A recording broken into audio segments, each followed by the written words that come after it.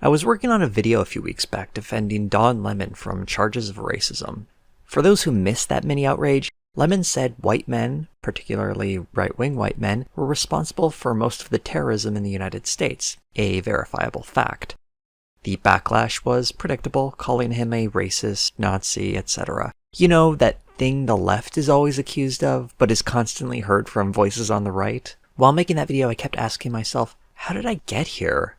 As someone on the left, why am I defending a center-left journalist working for CNN?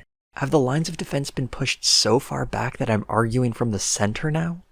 It's time to push back against centrism a little, and the trap we're all stuck in.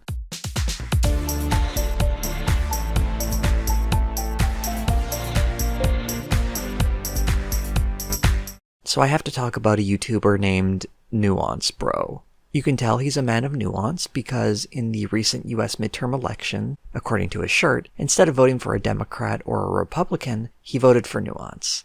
I don't think Nuance picked up many seats though. He claims to be making videos that look at both sides of an issue, and then uses facts and reason to figure out the truth. He has a few debunking videos where he takes on Black Lives Matter, gun control, and the pink tax. And he has commentary videos where he defends various Trump policies and attacks left-leaning media. On the other hand, he also criticized Candace Owens for denying global warming one time. So that's the sort of balance you see while glancing over his channel. Highlighting one example briefly, during the recent kerfuffle over CNN's Jim Acosta having his press credentials revoked, Acosta had bumped into a female aide working for the Trump White House. There was a very stupid uproar about this, and Nuance Bro didn't want to get left out of it. Like a good little centrist, he came down on both sides of the issue. He didn't fall into the obviously stupid line that karate master Jim Acosta had viciously chopped this young woman's arm because, you know, there's a video that shows it's clearly accidental. So I guess credit to Nuance Bro for not falling for one of the dumbest talking points I've seen in the last, well, only couple of weeks. There was another part to Nuance Bro's take. If you're going to constantly interrupt and take away time from other reporters as well, you can't encourage that behavior. There have to be some consequences. That's not behavior that should be encouraged. So I think it was the right decision to take away his press credentials, at least temporarily, and maybe CNN could have someone who's actually more qualified and, you know, is more professional about these types of things. Here's the clip he used to prove that.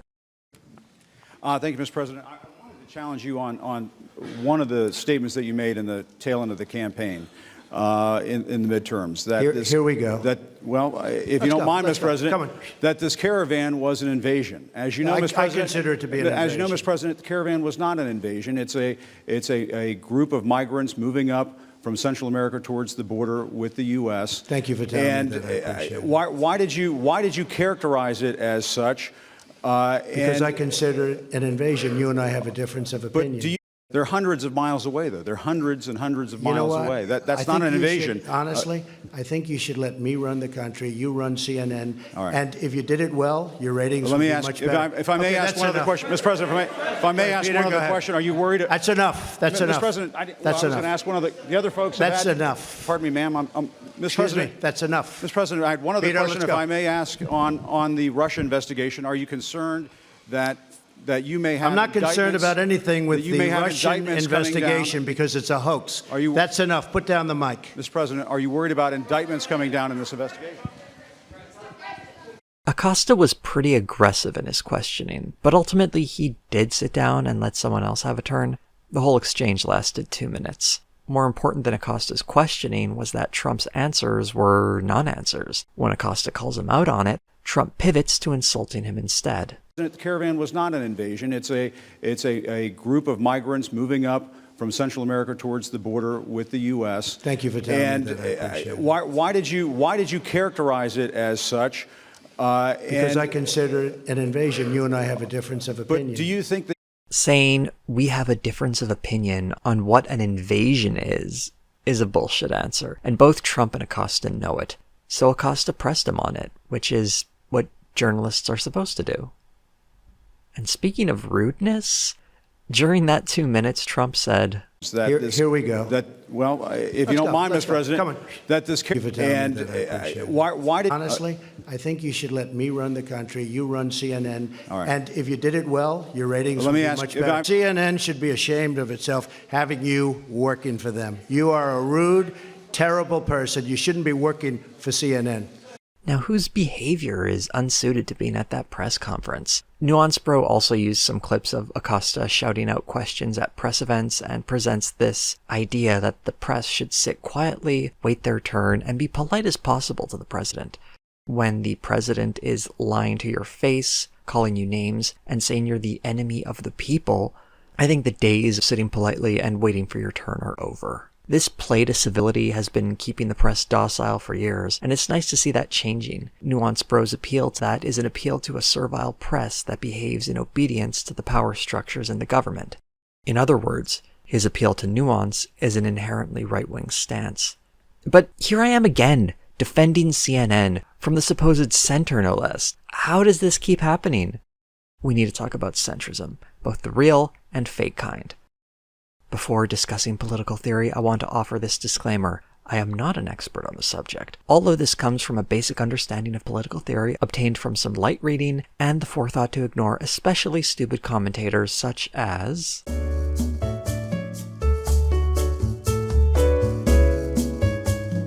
This is a graph of the left-right spectrum.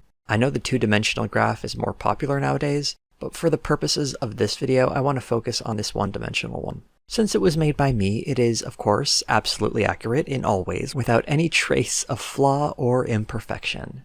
People find themselves across plenty of different points on the spectrum determined by what they believe on a variety of issues. A centrist would exist in this middle area. To land here, they would need to have a mix of right and left opinions that average out to the middle ground. Now, before going on, I should mention this video isn't about people who happen to fall into this region incidentally. If that's where you are politically, you're probably wrong on a few issues, probably on the right, but that's not what this video is about. This video is about people who choose to be in the center. People who make a purposeful effort to ensure that they balance both sides of a political equation with a sense of fairness. These are the centrists who are being played. Now let's make this image more complicated by talking about the Overton Window. And no, I'm not talking about the shitty novel Glenn Beck wrote about two people who start a makeout session by discussing the flat tax. This book exists. Do not read it. The Overton Window, a political science tool created by Joseph P. Overton, describes the range of permissible political thought within a system. It helps to think of the left-right spectrum as a much longer continuum than it is typically presented as. If we zoom out, the right and left we see in our world today can be understood more broadly in the context of history, where we can move much further in either direction. And generally speaking, throughout most of recent history, we've been moving to the left. If the Overton Window is the current range of typical political discourse, it moves along this spectrum, to the left or right. So when we talk about taking a position in the center, it's a center that's defined by the time and place you live in. In other words, you're taking a position in the center of the Overton Window. But what happens when that window starts to move? The original Overton Window argued that politicians set the parameters for discourse, so when Democrats tilt to the right to appeal to centrists, and Republicans go so far right they're appealing to fascists, the window itself shifts to the right.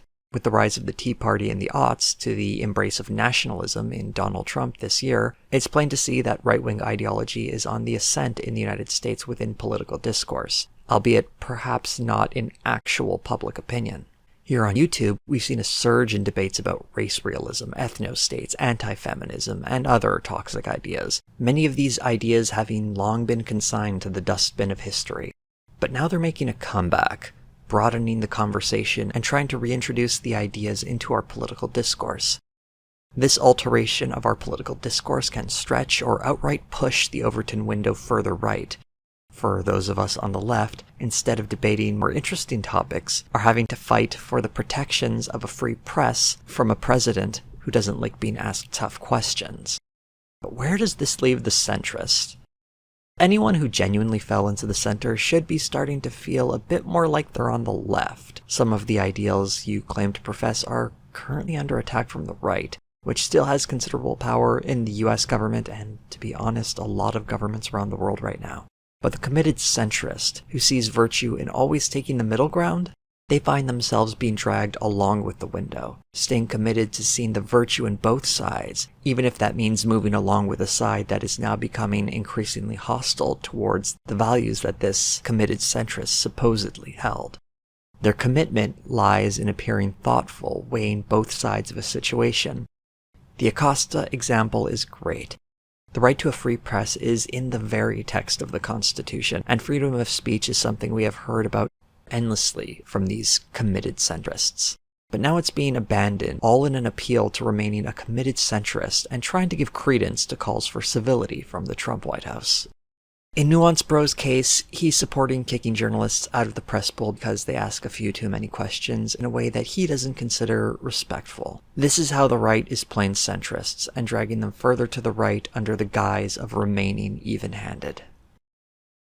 And wow, I finished really quickly with this one, so while you're still here, why not like this video or comment on it, or you can also follow me on Twitter, ask me a question on Curious Cat.